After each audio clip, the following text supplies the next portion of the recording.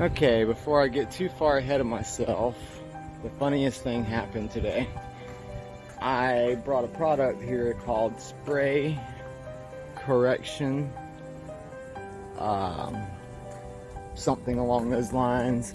Anyways, I'll show it to you in a minute.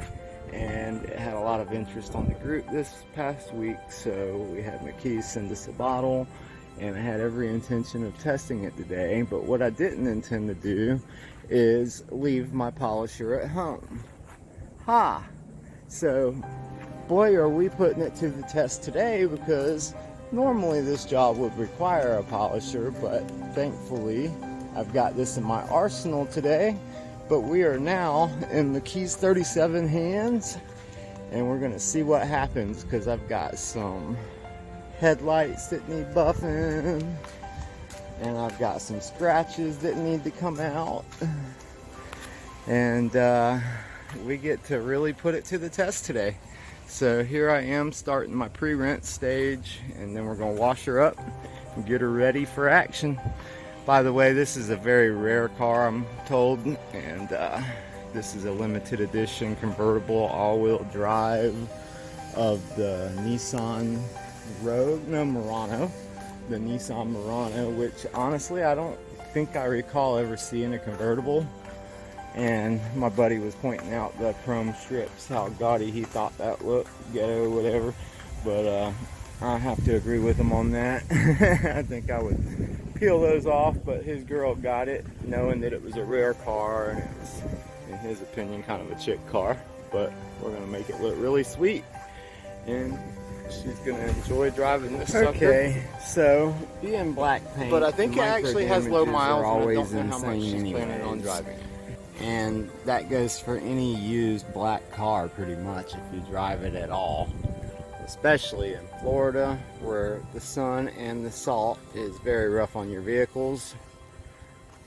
So, that being said, I'm going to show you some of the micro damages that we're going to be working on with this spray and white paint correction.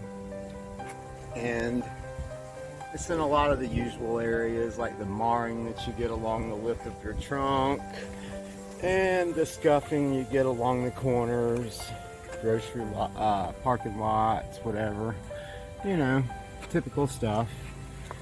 And a lot of this, I have a feeling, is going to blow your mind when you see the stuff that only a polisher would normally do. And I'm excited to try it out, so here we go. And also there is one more good scratch on this side that I may just start out on, right here over the wheel. It's a good deep one, and we're gonna see what that'll do.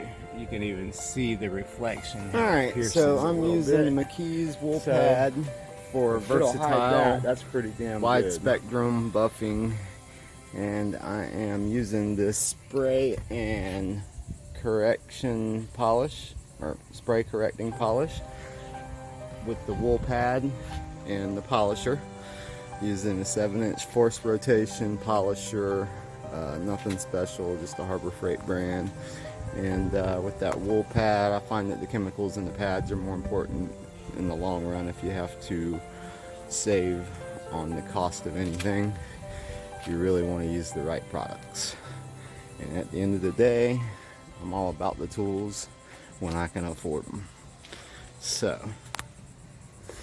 I did try to start this one off by hand, and what I'm going to compare that to is using this spray correct paint polish, whatever. I would compare that to a really aggressive clay bar with a lot less elbow grease, and I would dare to back that up, because it definitely made all the panels feel really slick and stripped of all contamination.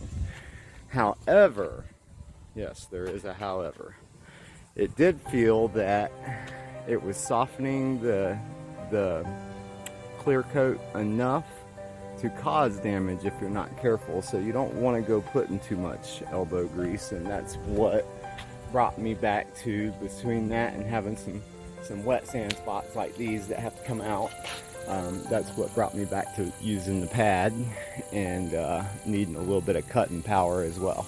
So we're using that today again, but with the polisher, a 7-inch rotation polisher and a wool pad, going old school with the new school and seeing what we get out of it. And so far, starting out on this panel, obviously this scratch right here is going to end up needing touch up, but the panel itself is coming out like glass. A lot of the scuff marks are coming right off even by hand, and so I expect the whole car to look really good after we run this one pass over with a wool pad and this, and then we'll follow up with our ceramic 365 spray. We're gonna prep it first. We got the coating prep and the spray, so we're actually getting to use all 3 of these chemicals today. Finally got somebody willing to pay for it. That's the spray prep, coating prep.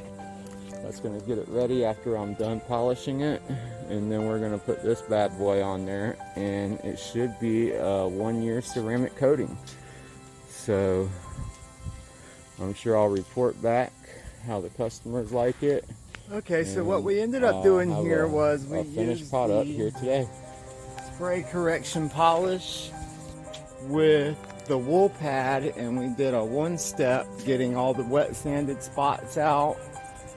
Some of the light marring and scratching came right out, and overall it decontaminated really well here with the spray correction. So it has stripped the surface real clean. Polish, it comes in a spray bottle, and I would say it's like a liquid spray compound that does light compounding and gets rid of some mars and scratches while having a pretty broad spectrum of polishing.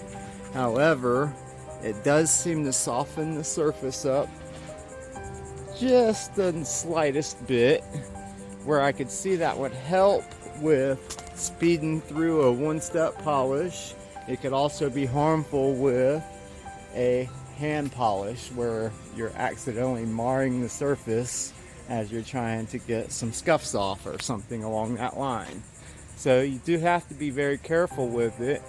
And in combination, I think that the water spot remover works really well with it, because it works good on glass and paint. And in some areas, it'll get like the glue remnants off from tape where the car's been taped up, and some things like that, it'll knock off and leave a shiny surface pretty good too. So your water spot remover is quite versatile as well. And in combination, I think there are 2 great products to get a car fully prepped and ready for coating, or just at its best without having to use necessarily clay bar. But there again, I think it would be a great product in combination with clay bar, just to take it that extra mile and get areas that sometimes you wouldn't necessarily get by doing several processes. So it just makes it all the more thorough. And I think it's done a great job on this paint job, but this paint job has so many flaws, some of which are just chips. And then there's others where there's deep scratches, and then there's more chips. Lots of penetrated clear on this car where it couldn't do magic, but it did in fact polish very well.